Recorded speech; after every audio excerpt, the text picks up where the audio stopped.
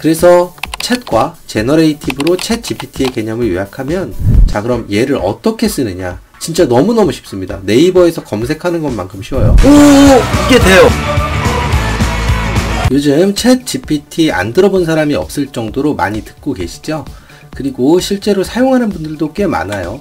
전 세계 누적 사용자 수가 15억 명이라고 합니다. 그런데 이 챗 GPT가 무엇인지 정확히 알고 있는 경우는 극히 드뭅니다. 오늘은 이 챗 GPT, 더 나아가서 생성형 AI까지 아주 쉽게, 하지만 정확하게 알아보도록 하겠습니다. 사실 이 챗 GPT라는 용어에 모든 의미가 다 담겨 있습니다. 이렇게 4개로 나눌 수 있는데요. 이 중에서 챗과 이 제너레이티브는 이 생성형 AI의 의미를 알 수가 있고요. 프리트레인드와 트랜스포머를 통해 챗 GPT의 작동 방식을 이해할 수 있습니다. 그럼 하나씩 살펴보겠습니다. 챗은 대화한다는 뜻이죠. 여기서 중요한 것은 사람의 언어로 대화가 된다는 것입니다. 예전에 알파고가 굉장히 뛰어났지만 사람과 대화가 되지 않았기 때문에 우리 삶에 대한 파급력은 그렇게 크지 않았었죠.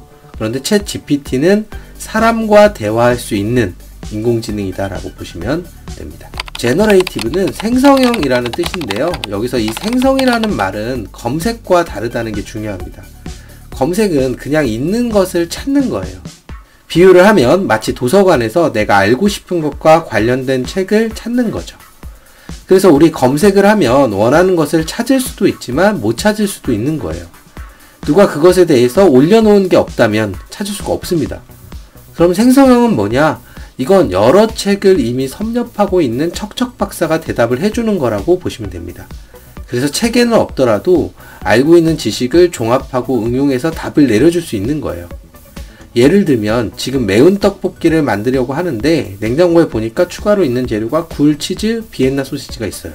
그래서 이 재료를 다 쓰기 위해서 굴, 치즈, 비엔나 소시지를 이용해서 매운 떡볶이를 만드는 방법을 알려줘 라고 네이버에서 검색을 하면 다음과 같은 결과가 나옵니다. 딱 맞는 답이 없죠. 왜냐면 누군가가 올려놓은 글이 이거가 딱 맞는 답이 없는 거예요. 그런데 챗 GPT한테 물어보면 어떨까요? 여러 가지를 판단하고 종합해서 딱 맞는 하나의 답을 만들어냅니다. 레시피까지 제시를 해주죠. 그래서 챗과 제너레이티브로 챗 GPT의 개념을 요약하면 사람과 대화가 가능하면서 답을 생성할 수 있는 척척 박사다 라고 보시면 됩니다. 이제 남아있는 2개가 있는데요. 이건 챗 GPT의 작동 방식에 대해 좀 더 이해할 수 있도록 도와줍니다. 프리트레인드, 앞에 프리가 붙으면 이전이라는 의미잖아요. 트레인은 훈련이고요. 그래서 프리트레인드는 사전에 훈련된 이라는 뜻입니다. 이거는 굉장히 쉽죠. 미리 학습을 한다는 얘기죠. 그 학습을 바탕으로 아까 말한 답을 생성을 하는 것입니다. 제가 아까 제너레이티브, 생성 얘기할 때 여러 책을 섭렵했다라고 얘기했잖아요. 그게 바로 사전학습인 거예요. 근데 우리가 얘를 어떻게 학습시키느냐에 따라서 답변 형태가 당연히 달라지겠죠.